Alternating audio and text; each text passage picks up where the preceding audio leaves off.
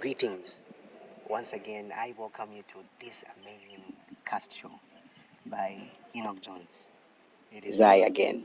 So, today we are going to have a very interesting guest. Her name is Miss Chansa. She's an agricultural engineering student at the University of Zambia in her final year.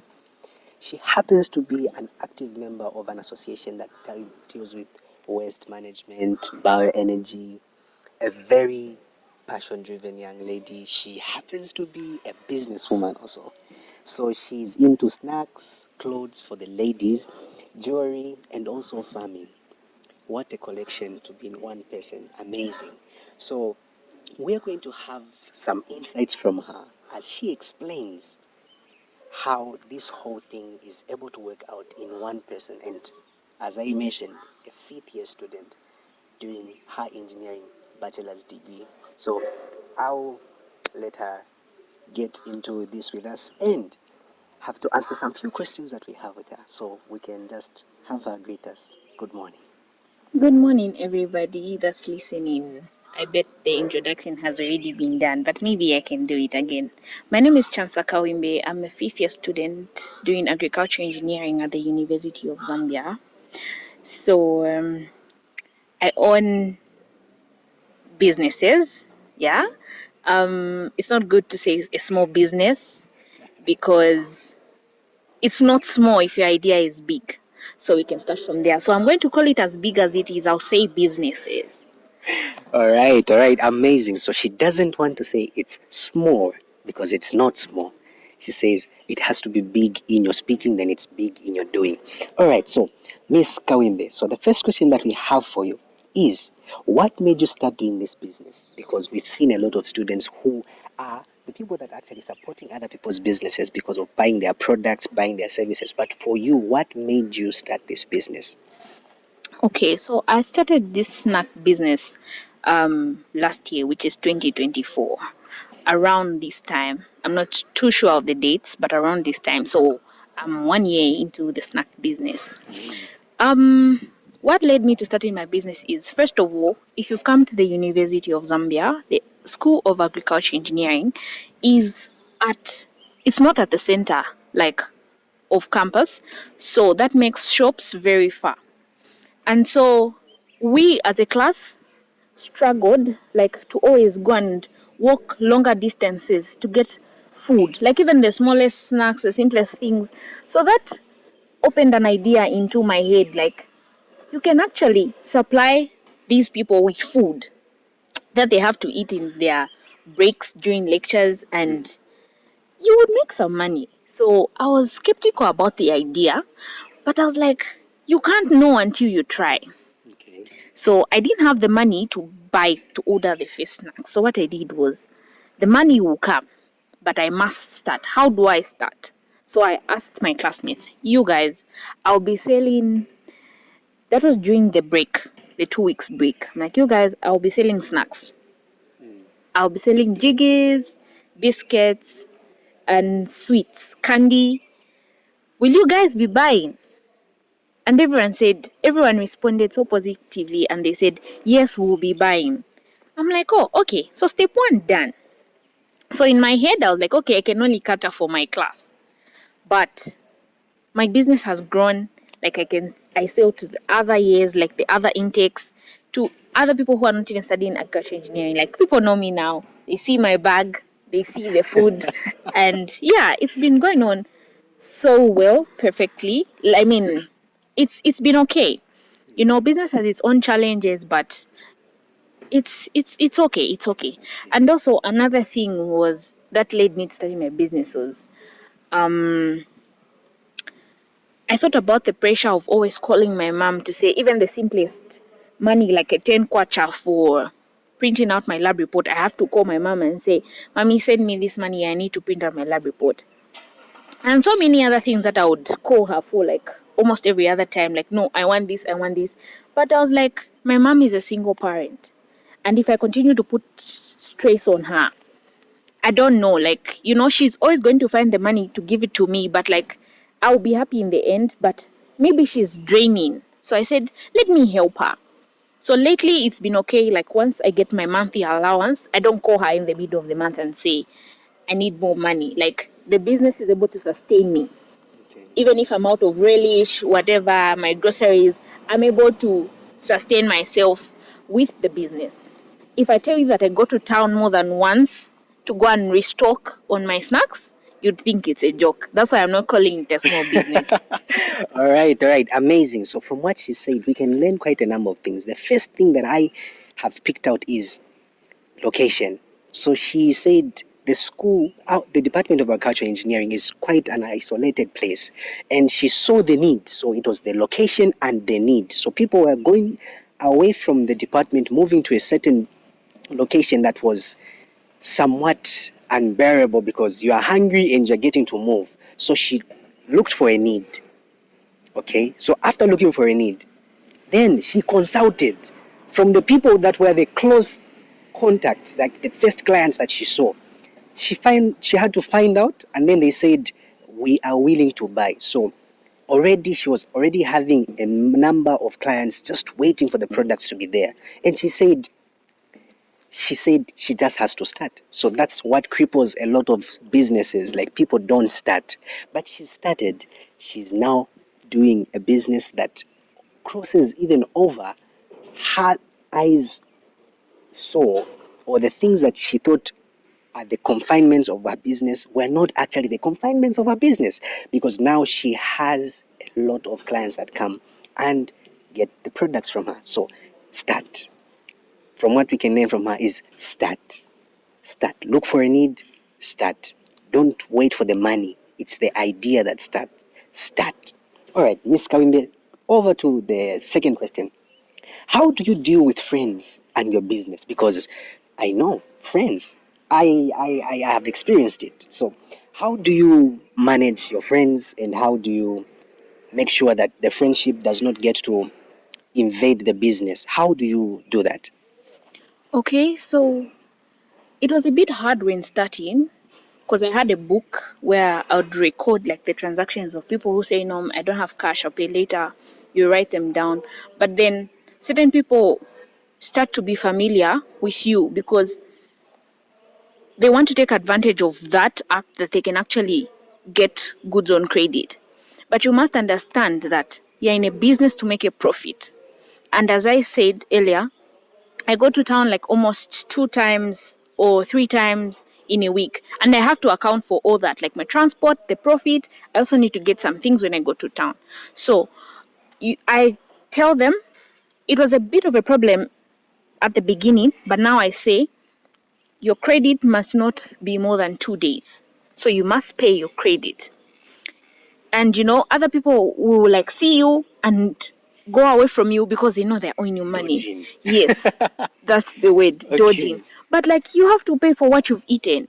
Like I'm not in a business to, and others will give you excuses like I can only give you when this happens. Like I'm not running my business for your excuses.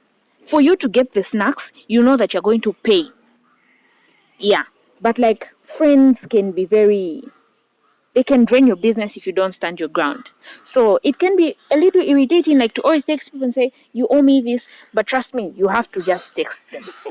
The friendship aside, at this point, if you go, you go.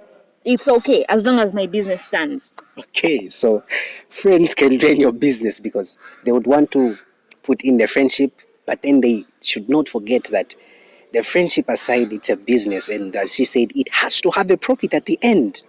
So I happen to be one of the friends who Oh my who goodness. get these things on. Yes, so definitely we have to understand that it has to be a profit on the other side. You've gotten what you wanted, and the person also has to get what they have to get. The scripture says, give Caesar what belongs to Caesar. So Exactly. friendship, business, it goes together when the friends also see that the person's business is their means of finding a lot of things that they need in their lives, in the day-to-day lives. All right, so to the third question, is it just a now thing, then you're going to stop? Or is there more that we are expecting? Or is there more that we are going to see out of this whole thing that has started now? Because most people start and then they get to just stop. So is it going to be the same with you, or maybe there's something more that is coming? I'm already on the business bus, Okay. so I'm not stopping. If I'm stopping, then it means elevating to different businesses. So it can be like I stop the snack business because my snack business is school based. I stop the snack business, I venture into something else, but there's more. Let me just say there's more. We are not stopping here. This is just the beginning. Okay, so this is just the beginning. And she said her snack business is school based. There's one man who told me to say the most important thing is to start when you're on campus. If you cannot do it now, do not expect that you can do it later, because the now trains you for the later.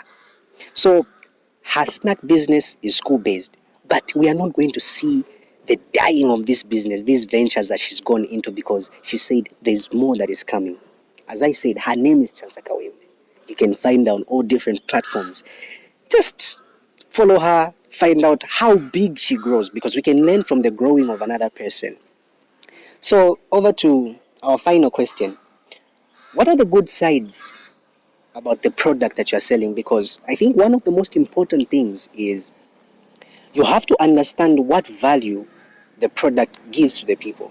Because there are different businesses that we get to have, the people who do human trafficking as a business, but then the service that they are offering is not really helping society in any way. So for you, like, what are the good sides? Why did you pick that product? What made you think that product is important, and how is it so important to you that you would feel you need to supply people on a daily basis? Excuse me. The importance of my products. So here I'm going to talk about the importance of all my businesses. We start with the snack business. It's important because people would not starve, people will not be hungry during their lectures, they will have something to eat. It's not as filling, but they'll have something to eat. And it's not too expensive, nearly everybody can afford. So you don't have to walk a long distance because I will give you the products where you are, and you will not starve because you will have something in your stomach. That's the benefit of the snack business. And then moving on to my clothing business. Um, the good thing about it is quality. You're assured of quality. Um, I sell quality stuff, so you're definitely going to look good. You're going to, Elegance. yes. You're going to look elegant. That's Okay. the word. Um, the jewelry. You know what jewelry does?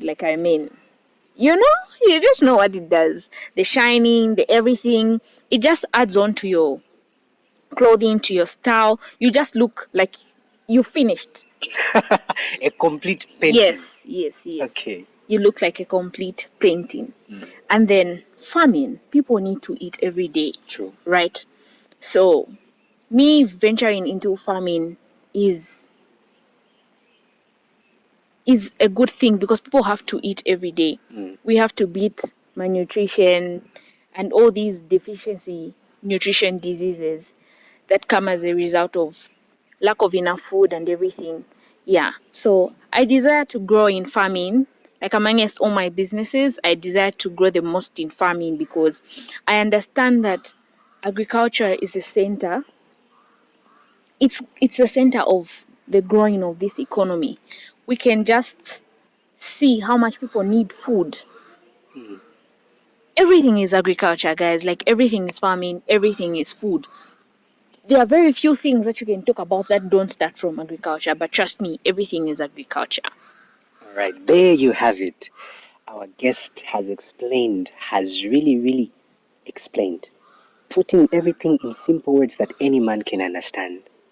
Started a business, still doing a business, saw the need, consulted, and now she's driving her business to an elevated kind of success because she says she's not going to stop. And she has the reasons why she started the business. And she said, start agency. is very important. You have to have the agency. Those that are really hungry are agent. They will make sure that they start. As I said, there you have it. Our episode with Miss Chansa Kawimbe. Amazing. One thing. All right. We conclude. And to everybody who's doubting, thinking twice about starting their business, start where you are and start with what you have. People say no, until I save 100,000 is when I will start, because start where you are and start with what you have. Trust me, money is never enough and it will never be enough. Start with what you have and start where you are. Amazing. We wanted to cut her short, but then, as we are a podcast for insight, she could not just leave without putting that insight in us. Start from where you are. You don't need to save up a 200,000 for you to get to start. As she said that, it reminds me of the interactions that I've had with these women that sell tomatoes, that sell vegetables. They did not start with even a 200 kwacha. Some started with a 50 kwacha. A 50 kwacha that you go and get to buy a pie. Just imagine. They started a business with that, and the family is being fed with that. So just start. Start from where you are. The idea you have, start. You won't know that it's going to fail unless you start. So start. And sometimes being too conscious of failure is the reason why people don't start. Be also conscious of success. So start. There you have it. I've said there you have it for 3 times now. But yes, there you have it. Our episode with Miss Kawimbe Chansa. And what I'm going to say to you is stay tuned for more is coming.